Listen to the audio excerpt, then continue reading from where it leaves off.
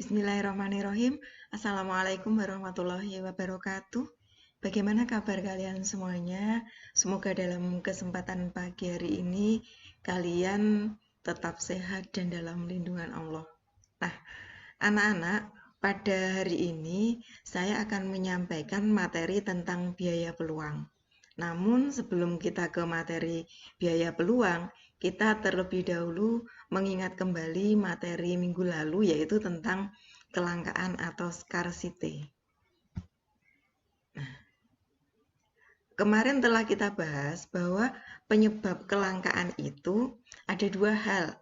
Yang pertama, kebutuhan manusia yang tidak terbatas, dan alat pemuas kebutuhan yang tersedia itu sangat terbatas.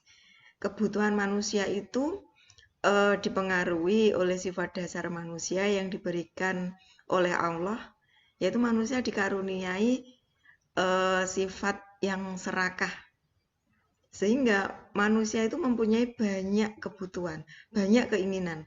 Ketika kebutuhan yang pertama terpenuhi, pasti manusia itu mempunyai kebutuhan atau keinginan kedua, ketiga, dan keempat. Dan kemudian selanjutnya pasti ada lagi. Nah, namun alat pemuas kebutuhan yang disediakan oleh alam itu sangat terbatas.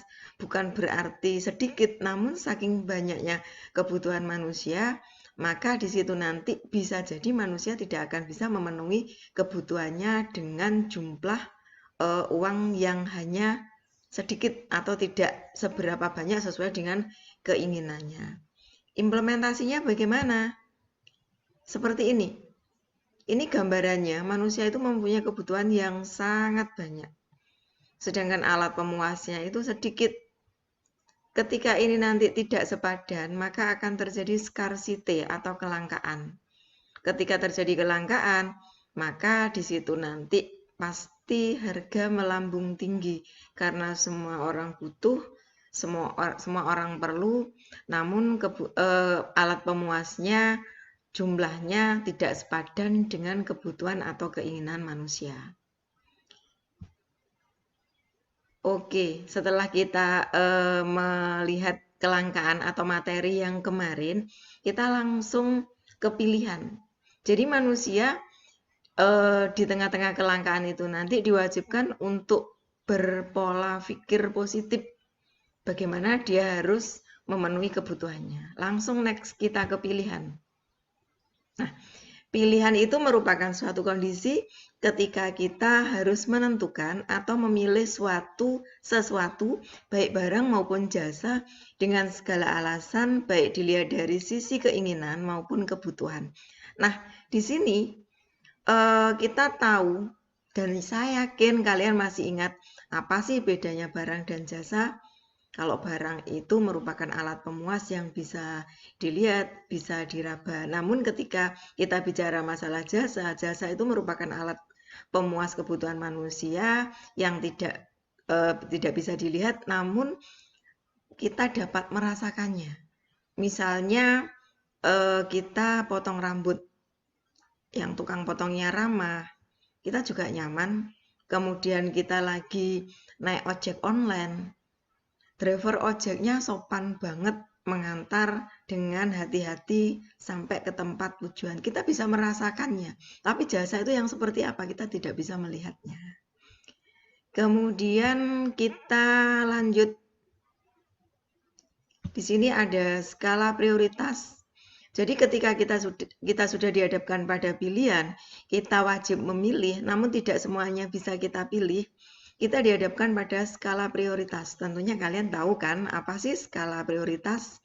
Merupakan daftar kebutuhan manusia mulai dari yang tidak penting sampai yang paling penting. Atau boleh kalian bisa balik, daftar kebutuhan manusia mulai dari yang paling penting hingga yang tidak penting. Kita nanti harus memilih mana yang penting itu didahulukan, kemudian mana yang mungkin kurang penting pemenuhannya bisa kita tunda. Oke, next kita langsung ke studi kasus.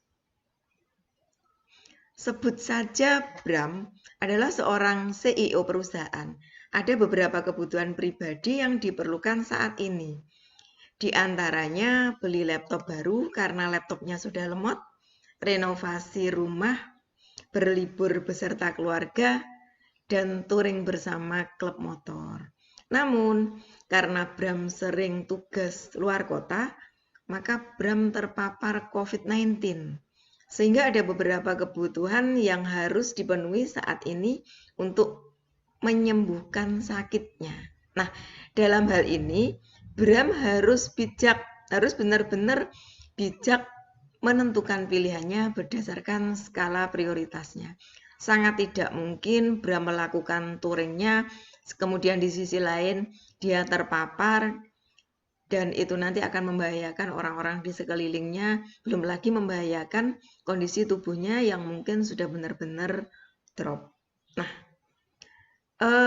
di sini nanti prioritas yang akan dipilih oleh Bram seperti ini. Karena dia terpapar, maka dia tidak mungkin dong ketika dia harus memilih touring, kemudian berlibur, sedangkan kondisi sangat tidak enak badan. Maka pilihannya dijatuhkan pada beberapa barang ini.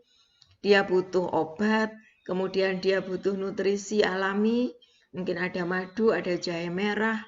Nah, ketika nanti tubuhnya mungkin sudah semakin tidak enak, maka bisa jadi si Bram tadi membutuhkan alat untuk mengukur saturasi oksigen dalam darah, yaitu ada oximeter. Bisa jadi dia beli ini, dan ketika dia sudah mungkin sangat parah, dia membutuhkan oksigen untuk pernafasannya. Jadi ini prioritas yang dipilih oleh Bram.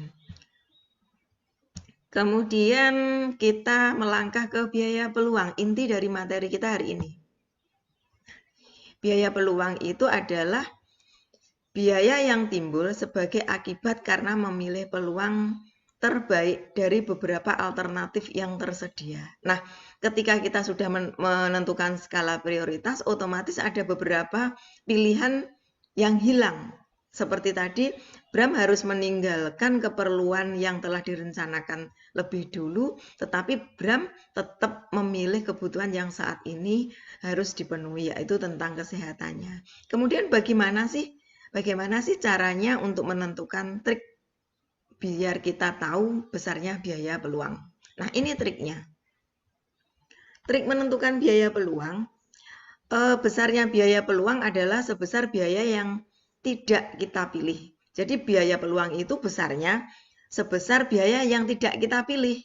Kemudian jika barang yang tidak kita pilih itu ada beberapa, maka besarnya biaya peluang adalah biaya yang tidak dipilih, namun mempunyai nilai nominal terbesar atau tertinggi. Mungkin kalian agak bingung. Oke, kita next langsung ke implementasi contohnya saja. Kalian hanya mempunyai uang misalnya 50.000. Kalian dihadapkan pada 3 pilihan. Yang ketiga-tiganya sebenarnya menu kesukaan kalian. Ada 3. Ternyata dari 3 menu ini kalian harus memilih salah satu karena kalian mencukupkan uangnya. Pilihan kalian jatuh pada seblak level 4. Di sini ada 3. Bakso Malang Rp30.000, seblak level 4 komplit itu Rp40.000.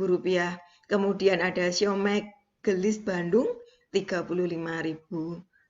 Nah, kalian lebih memilih seblak level 4 sehingga kalian kehilangan bakso dan kehilangan siomay Bandung. Pertanyaannya, berapakah biaya peluangnya? Maka biaya peluangnya sebesar biaya yang tidak kalian pilih, namun nilainya yang paling besar. Berarti berapa biaya peluangnya?